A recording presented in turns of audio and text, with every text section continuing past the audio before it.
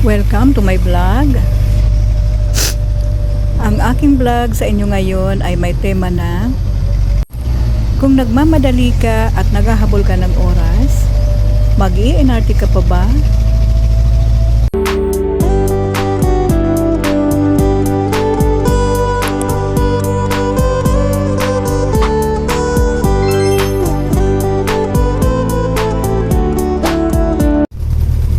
May pupuntahan akong appointment mga kahabi. 8 AM ang start ng kanilang program. Ngayon, punuan ang jeep. Mahirap makasakay dito kasi nasa baryo kami mga kahabi. Madalang ang jeep. Kaya kinailangan ko ng makigsiksikan. Kahit nakatayo ay okay lang mga kahabi basta makarating tayo ng ligtas sa bayan. Ayan. At kailangan nasa eksaktong oras ay nandoon tayo mga kahabi. Okay, ngayon mga kahabi ay andito na ako sa Albay. Ayan. Ang dahilan kasi ng aking pagmamadali ay ang releasing kasi ngayon ng educational assistance ang aking anak. Hindi ako nakapag-almusal mga kahabi dahil sa aking pagmamadali. Kaya naisipan kong daan muna ako dito sa Jollibee upang bumili ng aking isnakan mamaya pag ako ay nagutom sa pila. Okay, ngayon mga kahabi ay nakabili na tayo at tayo ay maghahantay ng sa ating sasakyan papunta sa Embarcadero. Kasi ang venue nila ay sa Embarcadero. Kulang di pala ang sakayang papunta sa Embarcadero. Kaya salamat sa Diyos at nakasakay naman ako kaagad mga kahabi at ngayon ay papunta na ako sa Embarcadero. Salamat sa Diyos kasi nakarating naman tayo dito ng ligtas mga kahabi at ako ngayon ay papasok na sa Embarcadero.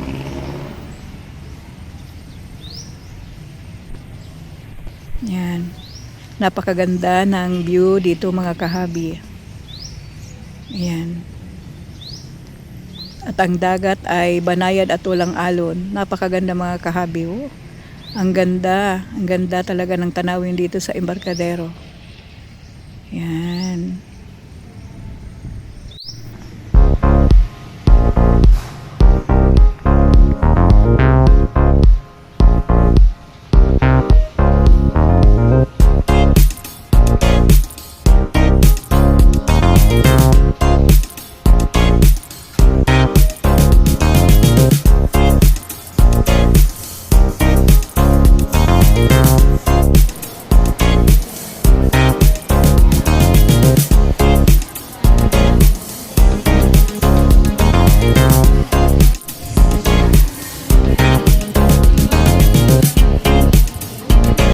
Ngayon ay nandito na ako sa pila mga kahabi upang magpa-validate ng aking mga dalang papilis. Okay, mabusisi rin sila mga kahabi sa pagtanggap ng mga papilis na dala natin. Kailangan kumpleto ng mga requirements galing sa school.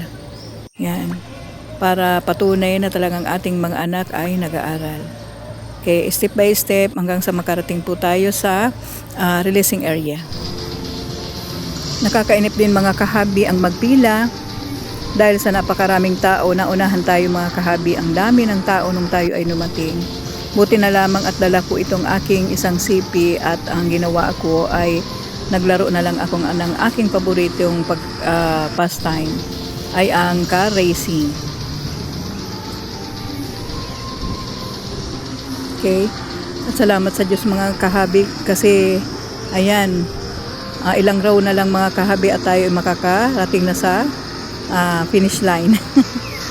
Makakarating na rin tayo mga kahabi. Ayan.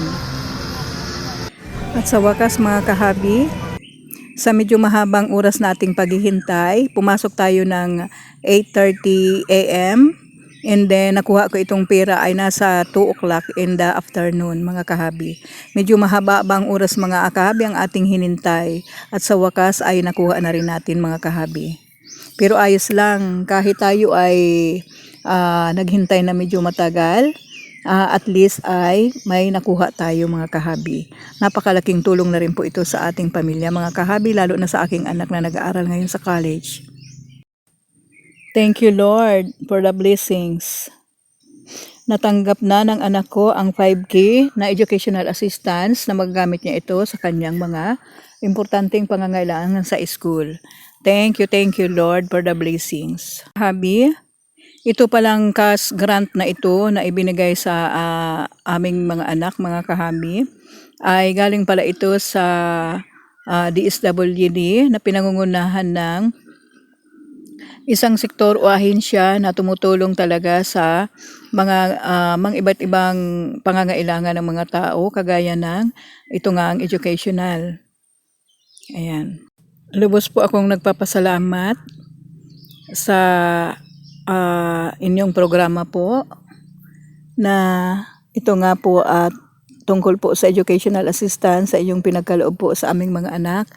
Ako po ay isa rin po sa nagpapasalamat po sa inyo dahil isa rin po ang aking anak sa pinalad na mabigyan po ninyo ng grant. Salamat po sa inyong napakagandang programa.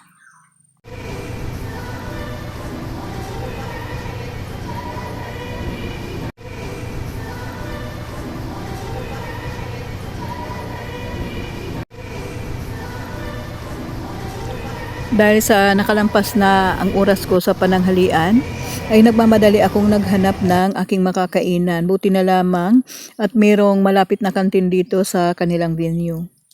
Ayan. At nakapagtanghalian na rin ako, mga kahabi. Pagkatapos ay picture-picture. Napakaganda kasi ng mga view dito, mga kahabi, sa Embarcadero. Tanaw ang kapalibutan, ang Mayon Volcano. Ayan.